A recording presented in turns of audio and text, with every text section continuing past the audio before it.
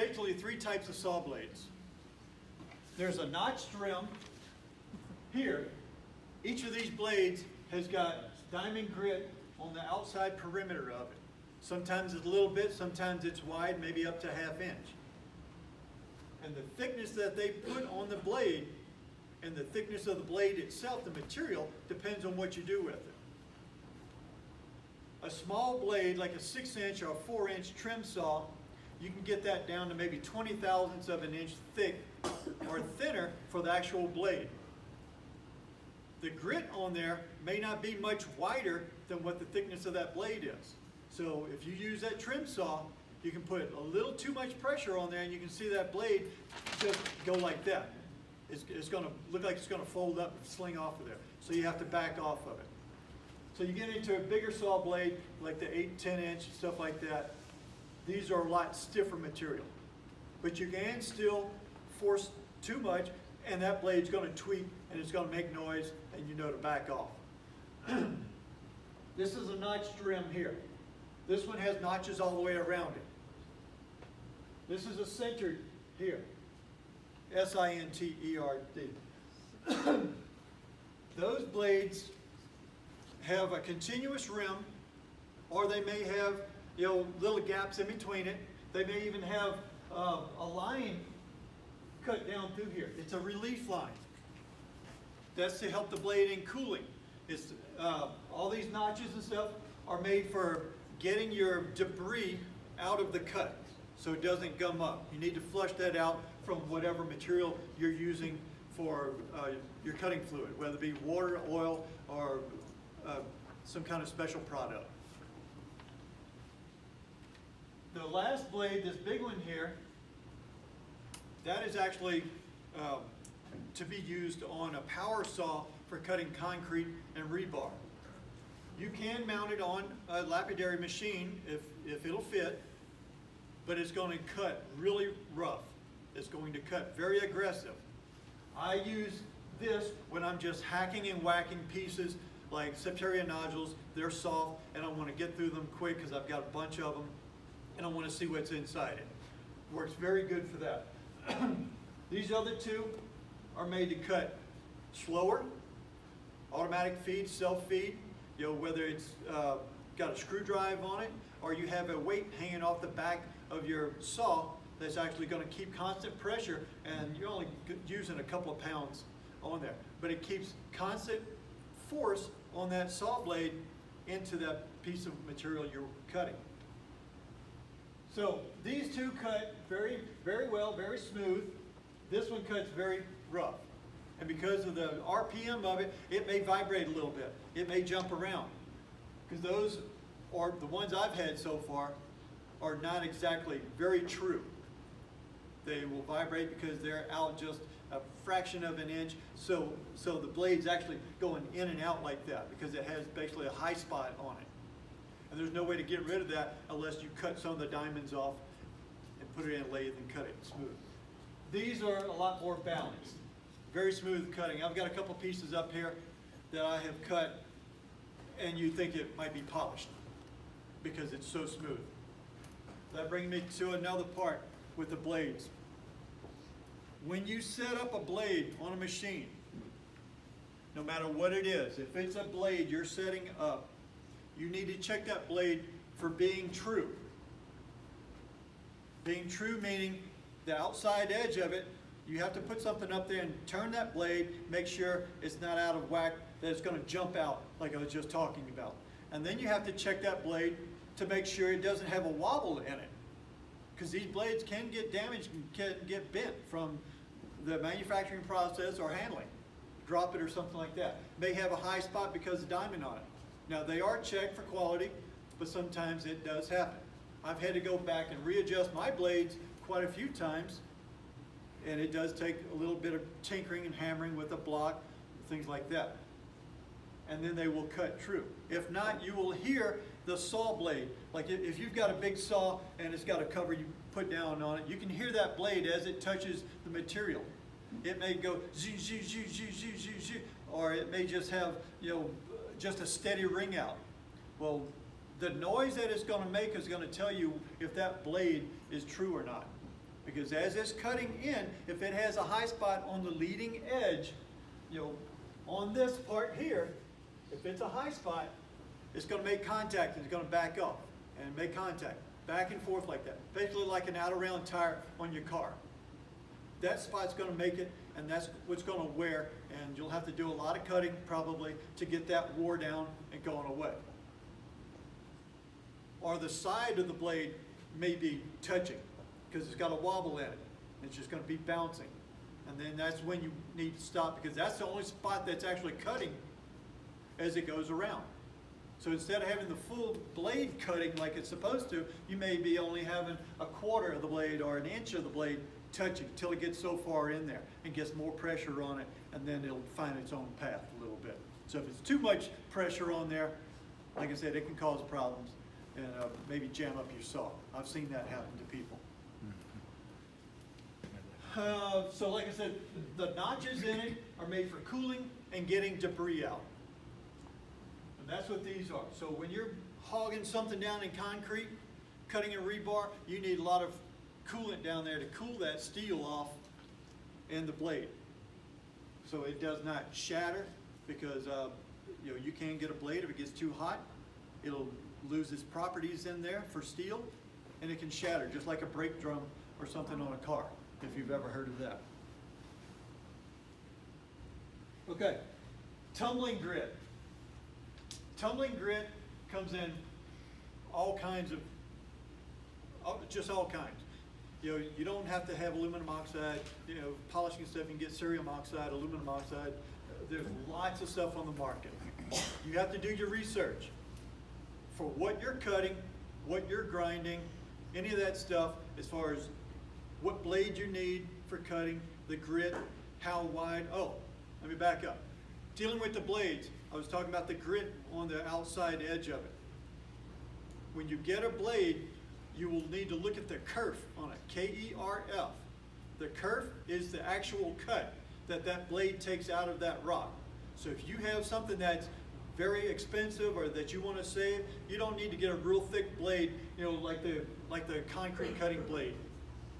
You need to get something that's thinner, like those bottom two blades, because the material is going to be thinner and it will not be removing as much material as you cut. To get back to the grit stuff, the grit comes in granular form. You put in certain amounts depending on what you're doing as far as the size, the material you're using, and you will have to start with a coarse grit and go to a finer grit. In between each of those grits, you will need to wash that stuff. Do not leave any grit from the previous tumble in with the newer stuff. If you do, you'll have problems. It'll never get polished up, because that coarse grit will always come through and it will scratch and degrade the pieces that you're trying to polish. So it's very important. Cannot stress that enough.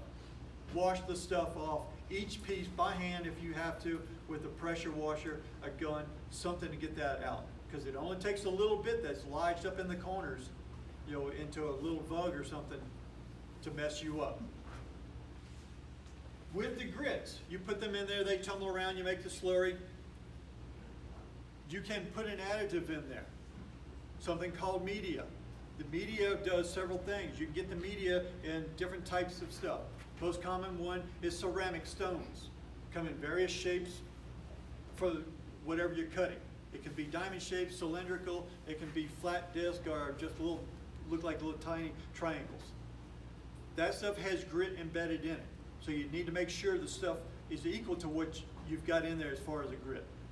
That is used a lot in vibratory tumblers. Vibratory tumbler works a little bit different than a rotary tumbler. Rotary tumbler, it just takes these drums, as you see, and rolls them in one position. In doing that, you can have a rock that is not actually round, and it will find its own path in there, or its own seat, and it will stay pretty much in that whole system like that the entire time. So that's why a lot of things will get wore down, kind of rounded looking. Vibratory tumbler has a different action to it. It vibrates, so I've got a picture up here. Don't have it on here, sorry. But it takes the stuff, the material, and brings it out to the outside edge and dumps it from bottom to top. A continuous action like that. With doing that, it tumbles that stone. You don't need the agitator. The drum itself is the agitator. Just the motion, the vibration of it does that. So those work a lot faster than a rotary tumbler. You might have something with a rotary tumbler, might take a week or two. And that's what you've got to do for each step. Vibratory tumbler maybe take 2 to 3 days to do it. So they work a lot faster. They will achieve the same thing. All this stuff does the same thing. Like I said, it cuts, grinds, polishes. They all do the same thing. Just personal preference, what you want, how you want to do it, what you have money for, or what you have knowledge for to build yourself. How enthusiastic you are. So like I said, the grits are there. You put them in there. Goes from maybe, like a 50 grit up to close to 1,000 grit, and that would be the actual tumbling grit for cutting things, smoothing it out, getting it going.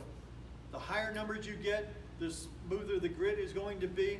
Then you get into things over 1,000, and then you can start getting into polish stages. Polish stages can be 9 to 14,000 on average. Cerium oxide, put your powder in there, make it, or you can go even higher. This is just touching base for you, because there's so many ways to do this that I cannot begin to tell you all of them tonight. This is something you have to research on your own for the material you're using and for what kind of finish you want on it. Because there's also a stage in the end called burnishing that you can use, like borax powder, or you can use Tide washing powder. You can tumble this stuff in there, and that's going to put the real high gloss shine on it. And once again, it depends on what you're tumbling as to what stage you want to take that and try something else. So it's all important. Now, like rocktumbler.com, you can go to this site or some other sites, and the lapidary sites will give you like a library to go to. And it will give you all this information that they have compiled because it helps them sell their product. So you go in there and look for this, and it'll show you all these tips and tricks and how to do it. Now, I do have a booklet up here. This comes from Lortone. Now, I don't know how old this one is, but this was $2 at the time. This shows you the basic understanding principles in rock tumbling, because Lortone, they make the equipment, so they put that out. So this is up here. You can take a picture of it, whatever you want. Contact them, see if it's still available, or it may just be online. There's so many thousands of things out there online for doing any of this stuff. It's $3 on Inslee. It is? Okay. So it's gone up, inflation. Okay. Here's another homemade machine here. This is a bench grinder. Excuse me. This guy took the bench grinder that you buy at Home Depot, wherever you want, Harbor Freight. He's put some wheels on here, or you can put the expandable drums on here, and you put a belt on it and do that. On the top, you can't see it in this picture, but you can see in the middle, he's got hoses run across, and it's going over to the top of each can. These cans, he used probably like, 50 caliber ammo cans, or maybe something a little smaller, depending on what size wheel he was putting in there for the whip. So he put those in there, he cut the lid off, and then he notched it out the side so he could slide it over the shaft of the grinder. So that's what he uses. It captures the water, it runs out. He's got the paintbrushes on there to keep stuff from slinging out on him, because it grinds to the outside from the top down to the bottom towards you. So you need to put something up there to keep some of that water back. So you use paintbrushes for that. Flexible, not going to hurt anything. You get a coating of water on your belt or your wheel, it keeps things cool, and that's all you need. Okay, this is a standard arbor that you can get for many different uses. You can put a grinding wheel on here. You can put this is a 3-inch wide, it looks like 3-inch wide expandable drum. This is rubber.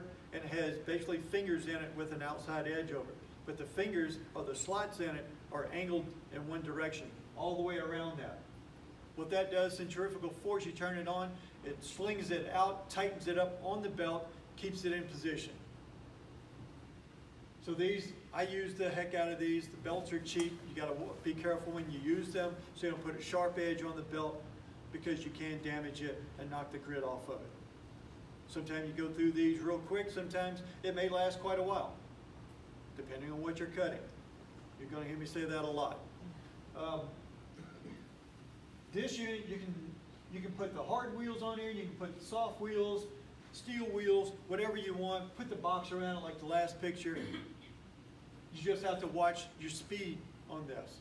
Before you purchase it, check your speed on it. This you can also take for finish work. When you get your pieces done up, you can take a buffing pad. So this is made out of cotton, and it's just stacked up, sewn together, and you put your jeweler's rouge on it if you want to try that. And you can use this for lots of different things, polishing up metal even. So this spins on there high speed, and then you push a piece up against it, it polishes it down or buffs it down. The good thing about that is when you've got a piece that you have tumbled or polished, whether it be hand or against the wheels, any of that, you can come back on this, and if you polish it, it does not take a whole lot to polish. It will put a lot of depth to it. So it'll change color actually on there. So those work real good for finish work. You'll see a major difference in it. Now this one here is showing a clamping system. Now we're going to move into this hand grinder system I've got up here. This is just a bunch of pieces put in there, and when you're using that, you're having to put the grinder down. So if you do not secure that, you can tilt that grinder a little bit, and the pressure is going to grab, and it's going to sling your piece out. And then it's going to break. You're going to lose it. You're going to get mad. You're going to kick the wall, break your leg. I know, I've been close to that. Because you think you have something that's almost 99% done, even when you're polishing using this buffing pad. Have to hang on to it. Because like I said, 99% it's done. And then you say, well, I'm going to try a little bit more. Get this side. And because you tilted it wrong, that buffing pad's going to grab it, snatch it out of your hand, and it's going to hit the wall. And it's going to sound like a shotgun going off. It's going to scare the holy heck out of you, and then you go like, what happened? It's no longer in your hand. And then you're going to see pieces scattered all over. And then you're going to kick the walls, break your leg, bleed. It does happen. This one here, you jam the piece in, and you screw these boards together, try to hold it together. That's all that is, just holding it in position. Okay, this one is made with the rubber pan I was telling you about from like Tractor Supply.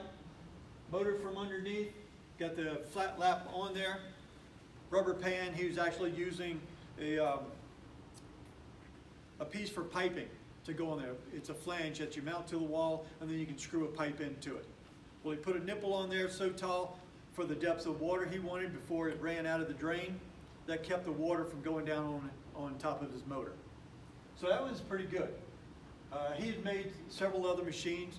He said they worked fine. And as you can see, he got his bucket, the hose draining down into it. So that's rubber. That one takes up some vibration too, so it may not be as loud. Drill press lapidary. Flat lap.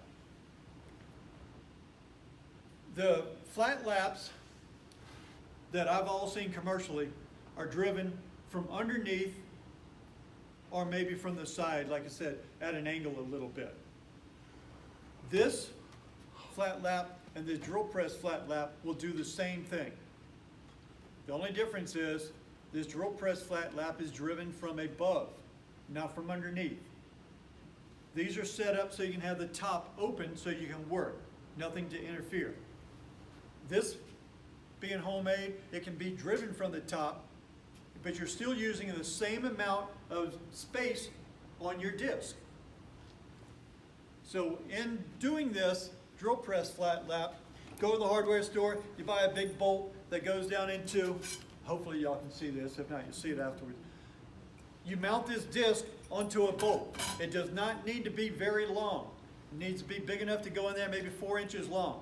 Because the longer it is, you put that disc on there, when you go to grind, you're going to push on it, it's going to flex a little bit. So you need to keep it kind of stubby. So you put that on there, and if you've got a bunch of discs, you get a bunch of these made up. That way you don't have to take the disc off each one. They're pre-made, all you do is just chuck it up in the drill. You spin it, there again, like I said, you put your bowl up underneath it, and you keep your disc recessed below the edge of your bowl so it catches the debris. You can either put a drain in that or just turn it off and empty the bowl. Adjust the foot on here, up and down, mount it on a block, whatever you need to do to get it to the right height.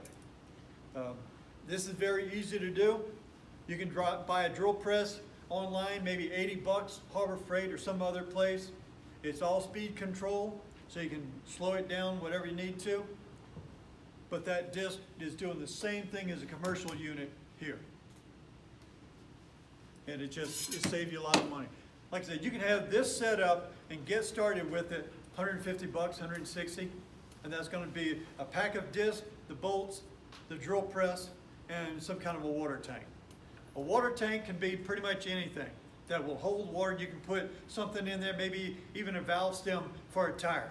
Drill a hole in it, pull it through, pop it, put a hose on there, a little clamp on it, run it down, and whatever you do, when you've got your hose, tape a rod, a metal rod or some sort, onto it. That way you can bend it and put it in different positions.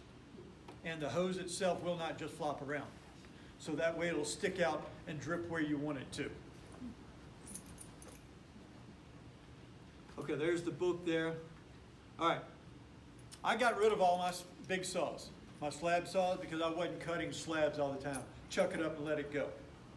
I'm using tile saws. That's one of them there that's set up on a 50-gallon drum.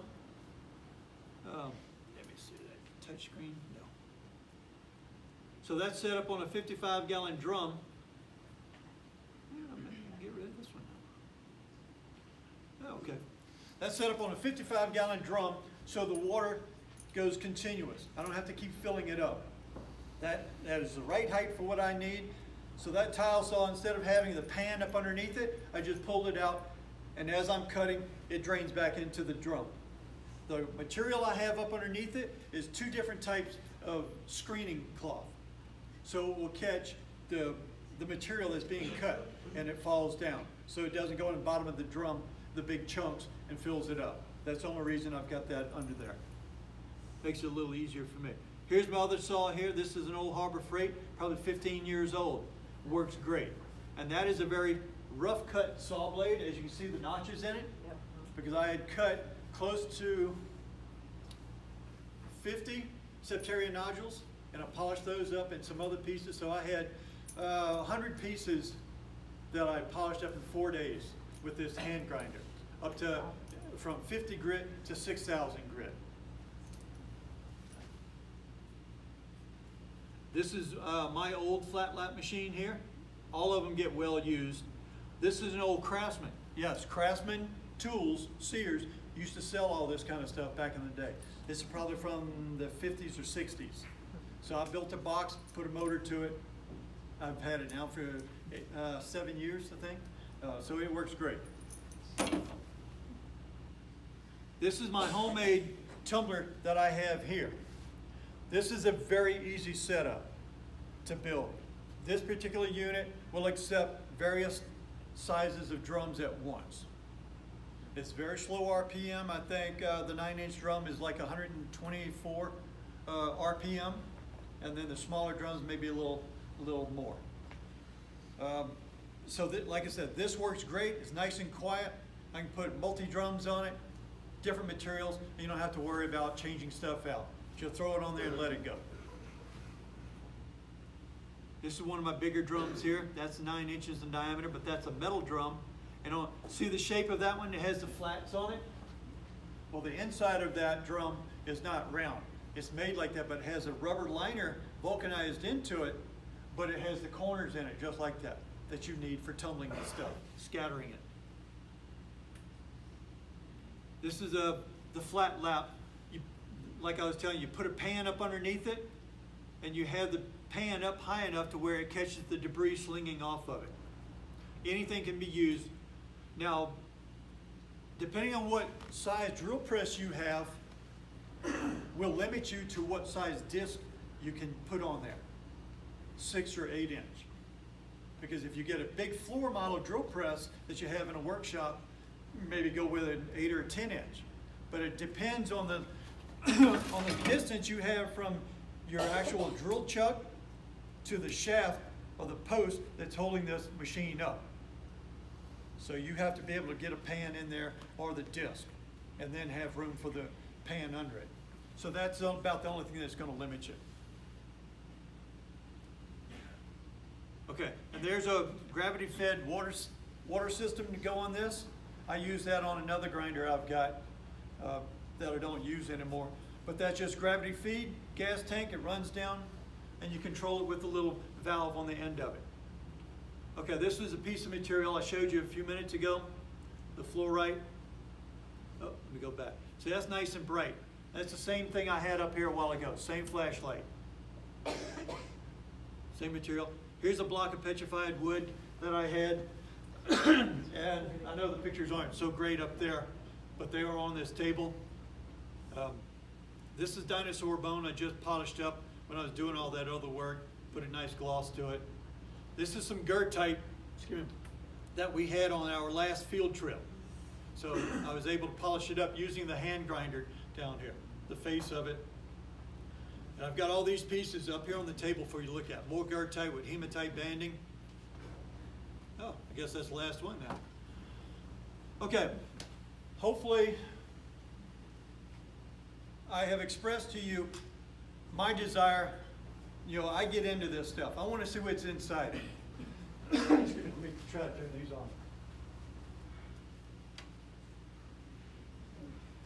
Okay. What I was hoping to do to you was show you there's alternatives to doing anything and everything. You don't need to have deep pockets for these machines. So you can get in here, you can make something, you can figure something out, try it out without spending a lot of money, and if you don't like it, that's not my cup of tea, then you can get rid of it and move on to something else that you do like. It's very important that you at least try if you have an interest in it. So what I've got up here, come look at it, ask questions, go out, find the material, see something in it, bring it home, cut it, open it up, see what's in there. And when you do find something that looks nice, you polish it up, then you're going to see something else that comes alive in it. You're going to let light into it, especially the fluorite. You're going to have light go in it, through it, and you're going to be pleasantly surprised with it. I know I am almost every time I cut something to see the designs in it and everything else. So I hope I've instilled in y'all a desire to be willing to go out there and try something. Look at it a little bit different. And if you have any questions, feel free to contact me. I'm retired, so I'm at home a lot unless I'm out going doing something. So I do have some time. If somebody wants to come by, show me, ask me, we can try something and see what might happen. So thank you for your time. Hope I